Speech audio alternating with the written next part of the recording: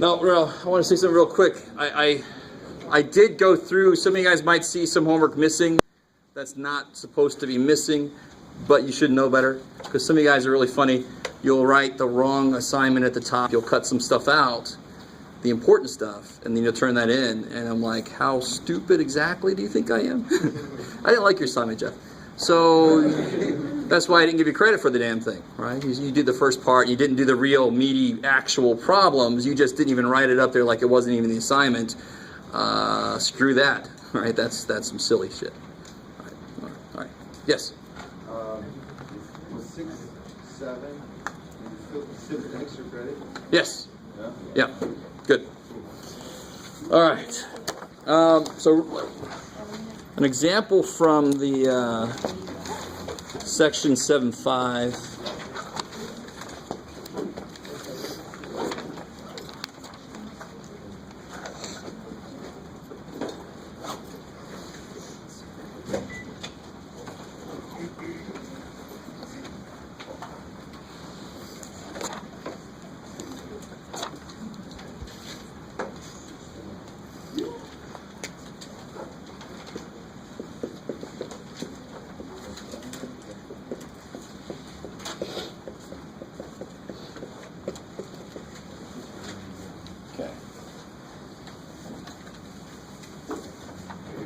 So the nifty thing about this mathematically is, if you don't know what the population standard deviation is, can you solve for it?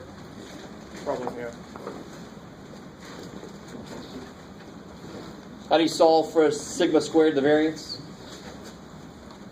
How do you solve for this? How do you get that by itself? Yeah, so these two switch, right? That's one of the quickest little algebraic things to realize, is that something like 5 is 10 divided by 2. These switch, 2 is 10 divided by 5 is still true. Yep. Right? So I can just switch these. Ah.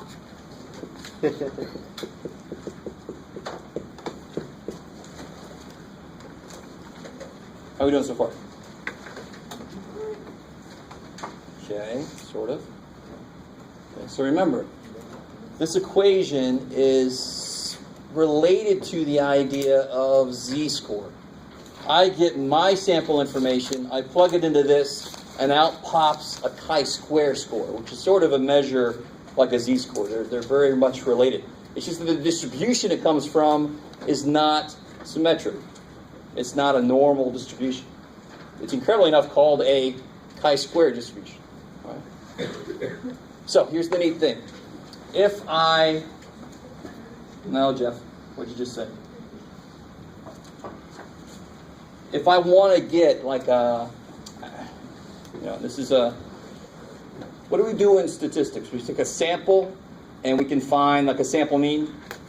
And then chapter 7, which is where this comes from, chapter 7 is all about, now let me get an interval and say I am 95% certain that this interval catches the real mean. Because I'm almost certain my x bar is not equal to mu. Are you guys kind of with me? I take a sample, I'll bet you anything its mean is not going to be the same as the whole population mean, right? I'll actually put money down on that, which is saying a lot for me because I don't have a lot to go around. So if I want to get, and in this case I do the same thing, I get an s squared. I go take a sample, I find its variance, and then I want to create like a 95% confidence interval. You guys kind of with me so far? So the only difference, well, there's two differences. We're not using the same distribution. We're not using a normal distribution. We're using a chi-square. That's created by this formula here. How are we doing so far? Let me say that again. The only difference between what we're about to do here and this kind of thing here, that found a confidence interval for a mean, right? You'd say, if I throw this big of a net out, I'm 95% sure that I caught the real mean. So there's only a 5% chance I didn't. That's kind of cool. So we're trying to do the same thing. We want to go so far out on this freaky-ass distribution, right? The non-symmetric dude. So we need left and a right value. Versus the normal distribution made this really easy. I just needed a negative z and a z. I really just needed one number. That's why I could just put a plus or minus in there and be done with it, because of the symmetry. Right? This thing sucks, really, sort of. Not horrible. I'm just going to use a chart. But I need to look up two values now, the left value and the right value. So it's sort of like somebody who doesn't realize this is symmetric, and they look up a left z-score. You know, they want a 95% confidence. How much would be in here? 5%. 2.5%. Good. 2.5. So they look up a left z-score and a right z-score, and they go, oh, well, it's the same. And we're like, of course it's the same, crazy person. It's symmetric, right? So you could do it that way. You could look up the left z-score and the right z-score and figure out the high one and the low one. But that's exactly what we have to do here. We have to look up a left chi-score and a right chi-score.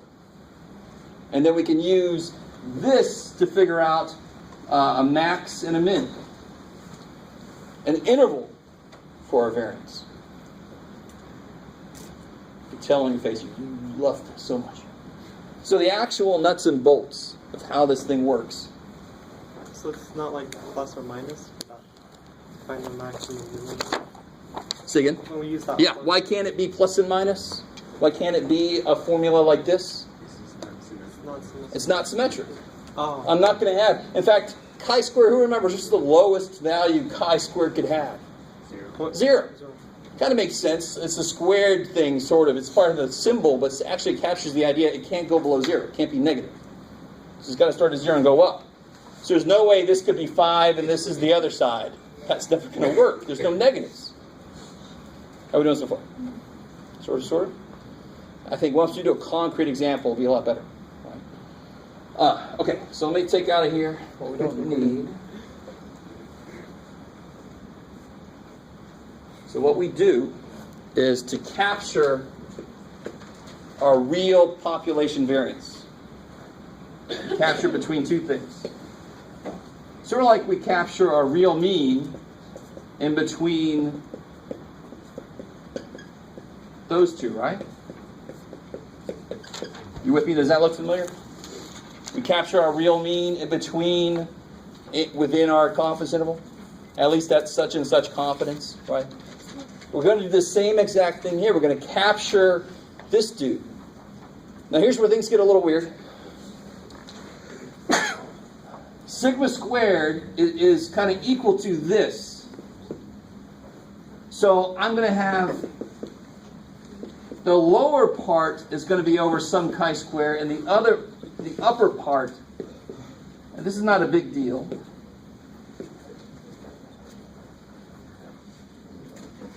but which one, I think in the working this out, this will come out.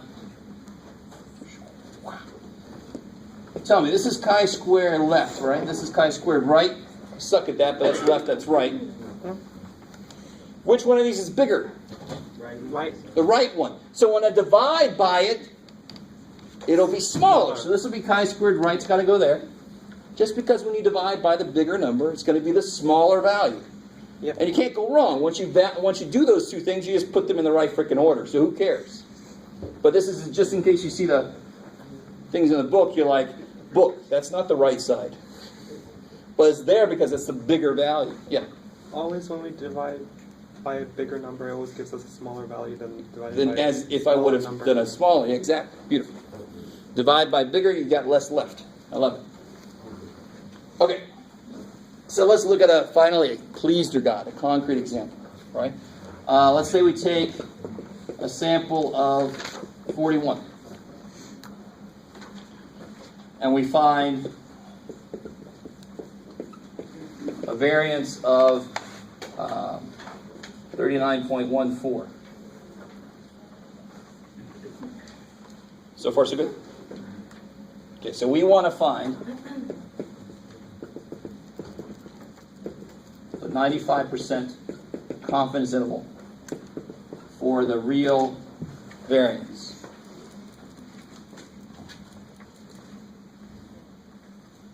So before we go in to the chart, so So I know I'm going to have something like this.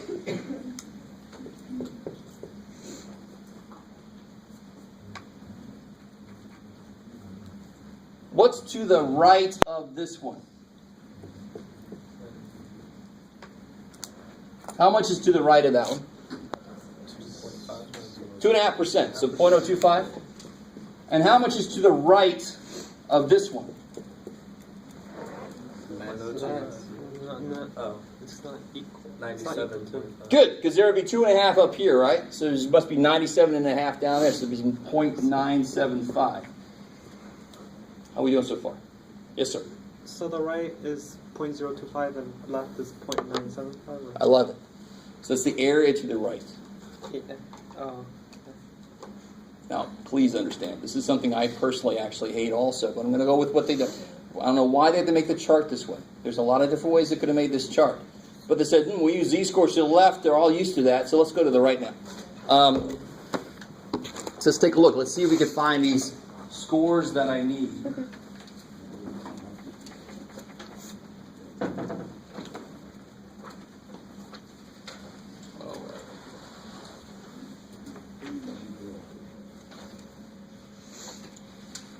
Okay.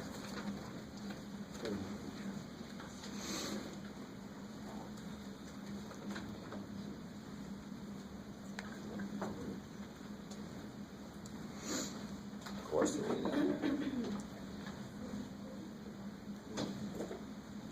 Capture that.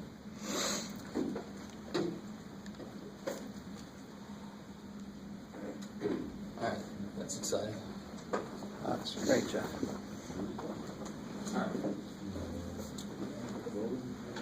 So,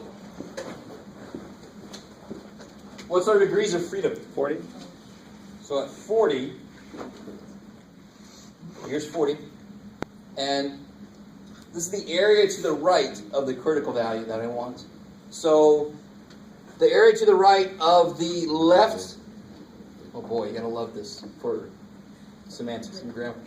Chi-squared left, what's the area to the right of that one? 0.02. All right, chi-squared right, sure. 0.02. 0.025. So here's 0.025. There's 0.025. Go down to 40, yes sir. So the one on the left is the left one? The value for the left, like... Isn't that crazy? I like it. So this is the right chi-squares. These are the left chi-squares. Yeah. So 0.025, everybody with me? So that much is sort of like the T-chart. The T-chart has the percentages at the top, right? It's just that they do it a different way. That's why we have these bigger ones. Because there'll be a lot to the right of something that's way down there. So 0.025, degrees of freedom is 40. I get 59.342. Oh. There I am. You guys see that? Maybe not up here, but maybe in your own book. That might be better. 59.342. You with me? That's for the right chi-square? Yes, that's the value for that guy. Because from the formula, what do I need? I have n. Plug it in. I have s squared. All I'm missing are these two things. That's all I'm missing. And those two come from this chart. And the chart is set up different from the other charts. But who cares? We're humans. We can read maps. We can figure out how to read this chart just to get a number, right? Yes, sir. It's just, is it x squared, right? Is that, or is it just x, right? Or Chi-squared. so It's that always chi-squared? It's always chi-squared. Oh, okay. Good. So I forgot, 59.342. That was degrees of freedom of 40 and 0.025 above. So that's my chi-square right. So that's 59.342. 42. What about chi-square left? 0.975. 20. Hold up, Gene. Where do I look here? To the left. 0.975. 0.975, and then of course I go down to 24.433. 40. I get 24.433. Bless you. That's How are we doing so far? good. Okay, so 24.433, that's down here.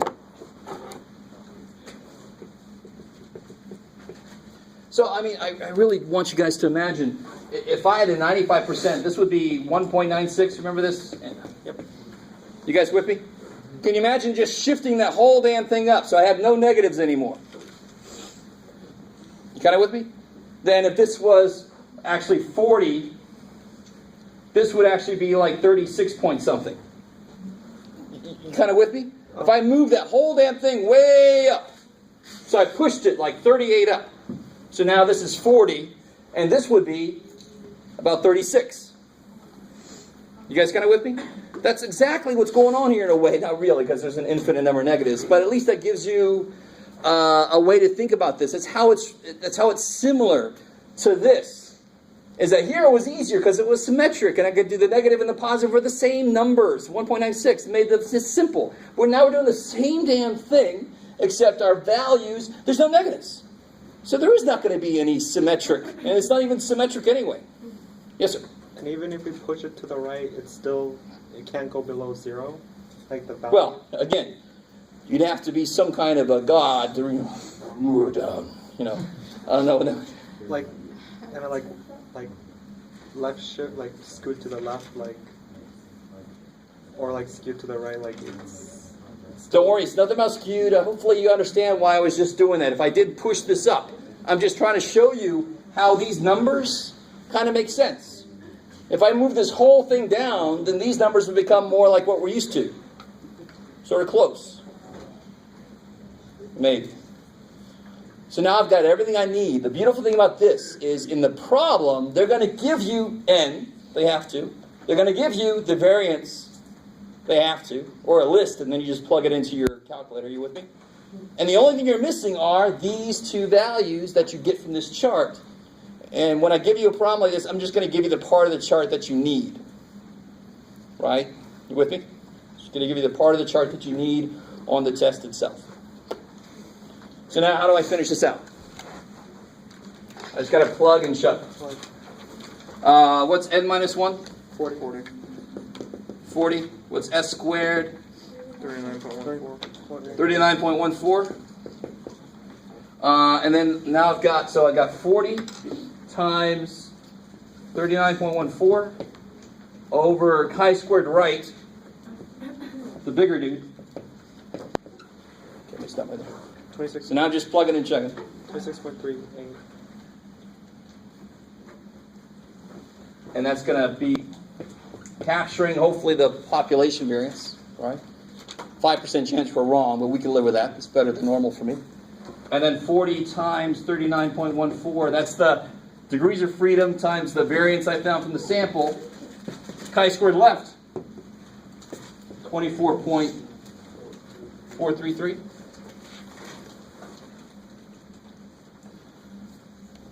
First is 26.4. 26, yeah. 26.38. 26.4 roughly. 38. 4.1 is that. What's this one? 64.1. 64.1. Yeah. So, If I round it up, no, it's 0.07. so this number, is it going to be right in the middle of that interval? No. Hell no, because it's not a plus or minus thing like it was back with the mean and the percentages that we did. It's not plus and minus. It's not symmetric. It's skewed. So it's not going to be right in the middle. So that's the lowest and highest values for the variance. What if I wanted the lowest and highest values for the standard deviation? Do the same thing, except differently. Square root. Oh. Right? Don't make it more. I am allowed to square root here with these inequalities because I know my variance, my standard deviation has to be positive. So math says, go ahead, I don't care. Take a square root. Normally with inequalities, you got to be careful. This is variance. What do you get here? Not, 5 point something. 8 point something very tiny. 5.136.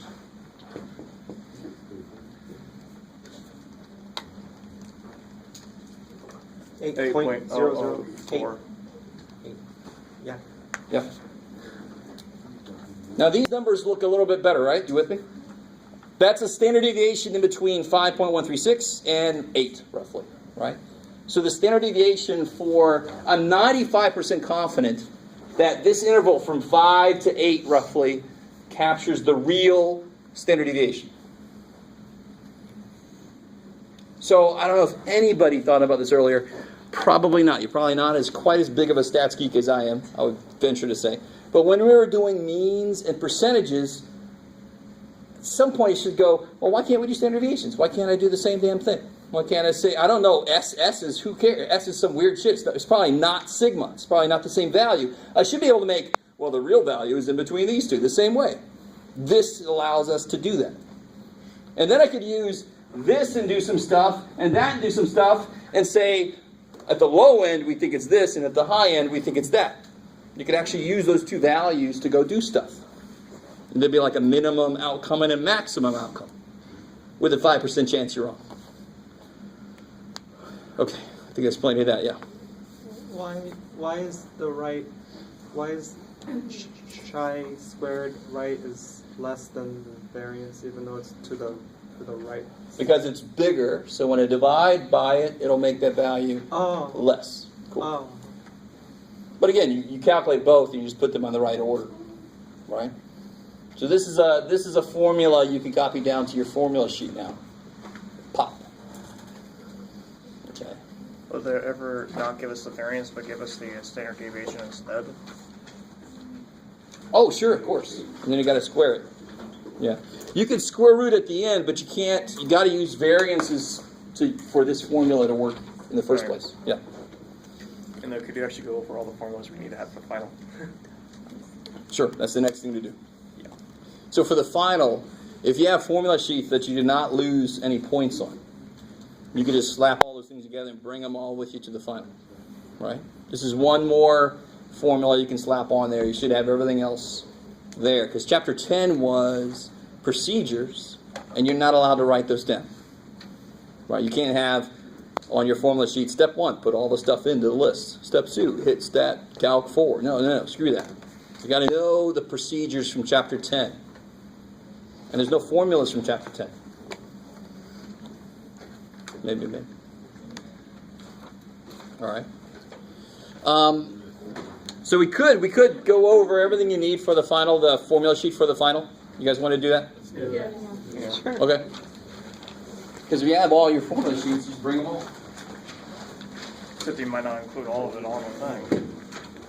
What's that? You might not include all the stuff in the final anyway. Oh, probably not. You know that. All right.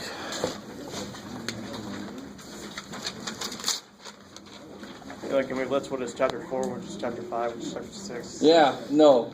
Yeah, I don't care.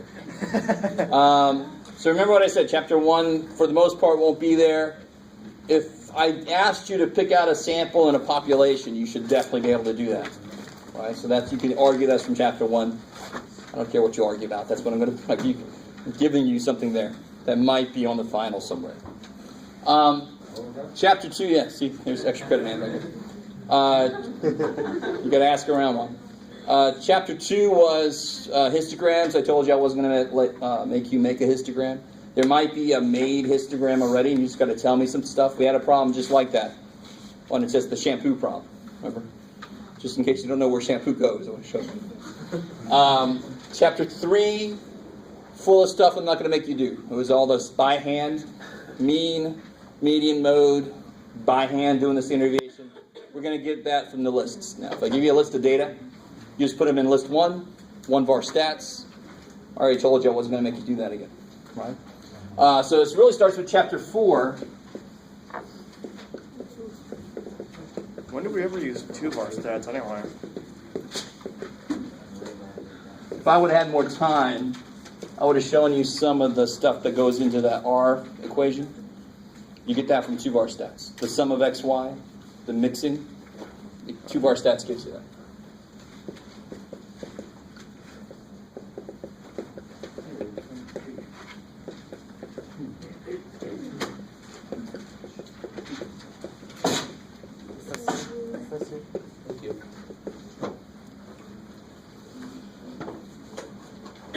Personally, even though you're all furiously writing this down, I would actually not write any of these down. If I know the idea, the formula most often just gets in the way. But you can write these down just to have a reference.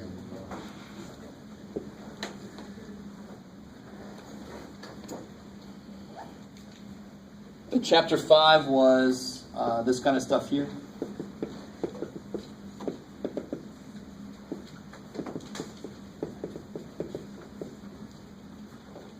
Remember that? And of course, it's a giveaway when I give you x and p of x.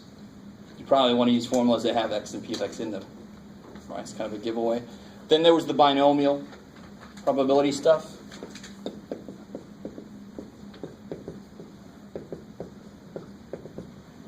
And then there's a binomial mean, binomial standard deviation.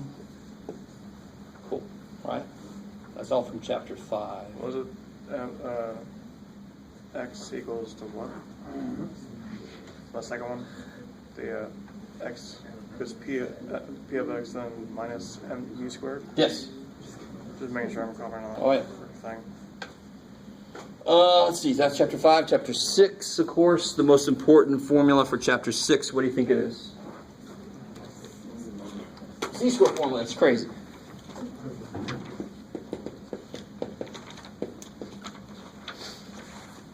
So we had that little dude, and then we had its inverse. Remember, so that's good if you know an x score and you want a z-score. Well, what if you have a z-score and you want an x score? I'll let you guys catch up. Is that variance or standard deviation? On the bottom, is that? That's standard deviation. Okay. Yeah.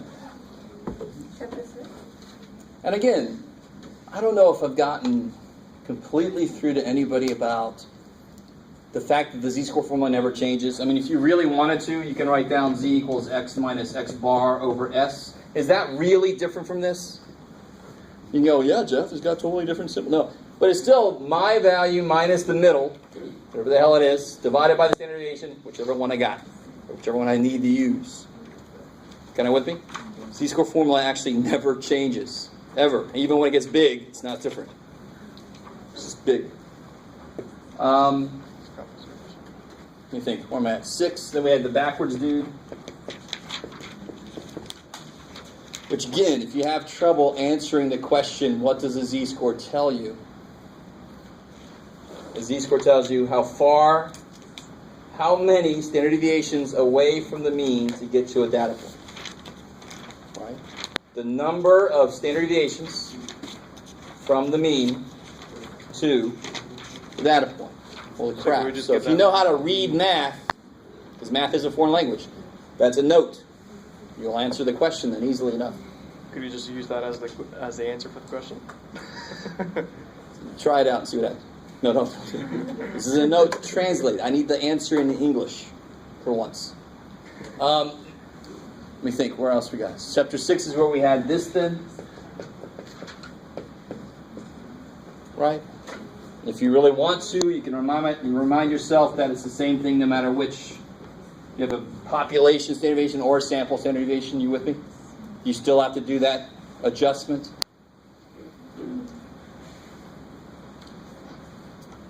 This is so funny because this is the most bored and very attentive anybody could be at the same time. So boring, by the way.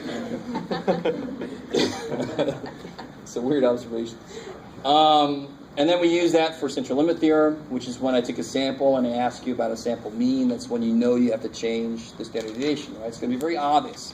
Take 80 people. What's probably that their average age is this? Okay, that I've got to change the standard deviation. I've got to get the 1-4 group of 80 people. See, am I missing anything? The end of chapter 6 was the NAB. The formulas, there's just that continuity correction idea. And you know you're going to have a NAB problem on the final. So write yourself a little note somewhere. What the hell was NAB?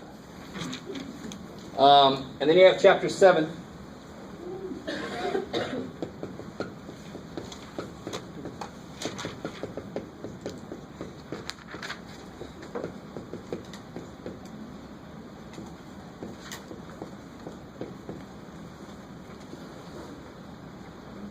All right.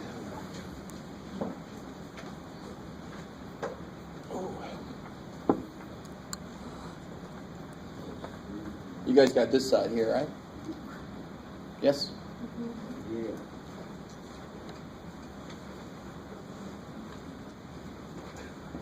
Yeah. Now, if you're kind of organizing, it's really not a bad idea. I didn't say you can't have lines on your formula sheet. As long as those lines don't make words, it's fine. So put these formulas down there. I just ran out of room. Because remember, the other two formulas from chapter 7 were these. Get out of there.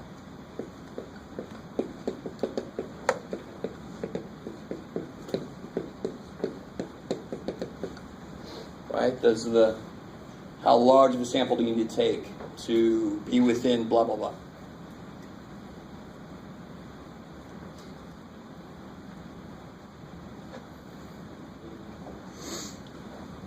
Okay, how are we doing? Somebody had a question? We're not allowed to write like what chapter it's from. Like you can't write chapter 7. If you write with chapter, that's fine. Just don't think you're all clever and make something up to, because I'll figure it out. Please don't. I like a challenge normally, but I'll figure it out and take points out. That's just stupid. All right, so that's chapter 7. And then chapter 8 is where we got, this was really the new thing here. Right? If you want to, you can also put down there, put a little Z star there, that's fine.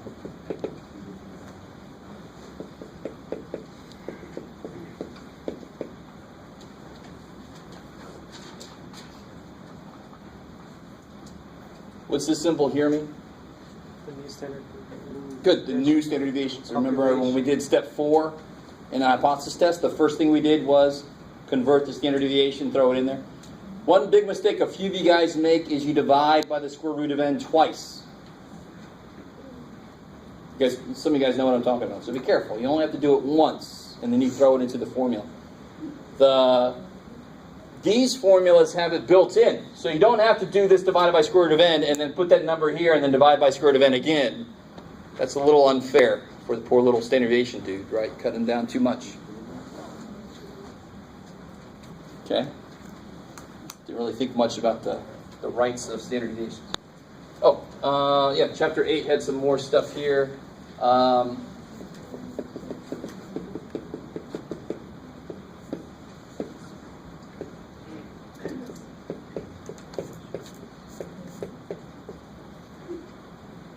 That guy, and then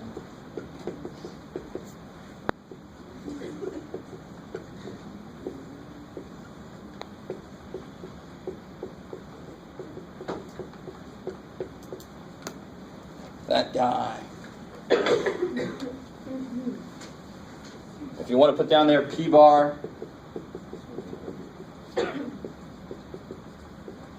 that's cool. Remember, P bar is kind of like just put everybody together in one big group.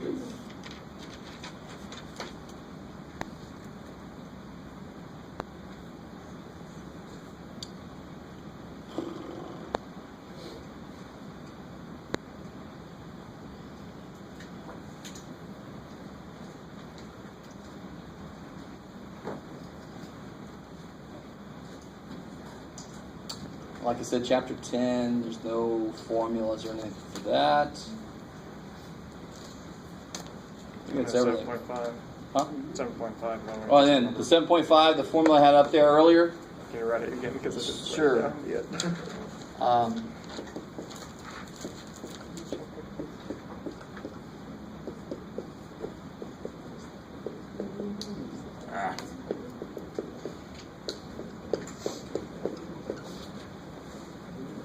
Right, that's the section 7.5 formula.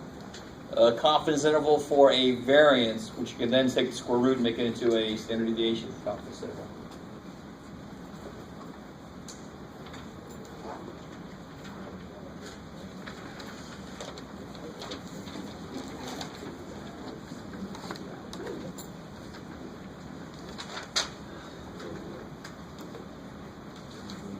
Yes, sir. Do you have anything from chapter 9? Chapter 9? Yeah. Oh, yeah, that's right here. Oh, yeah, this is chapter 9 stuff, right? Yeah. It's not chapter 8 stuff.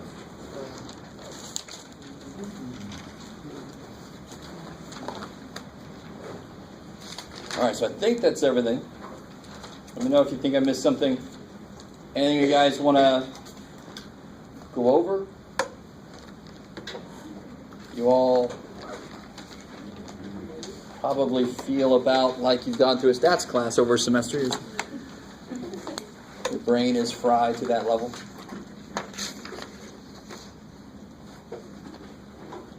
Fried brains, they smell bad. Smell like satisfaction to you? Huh? Smell like satisfaction to That you? just reminds me of that scene from Hannibal.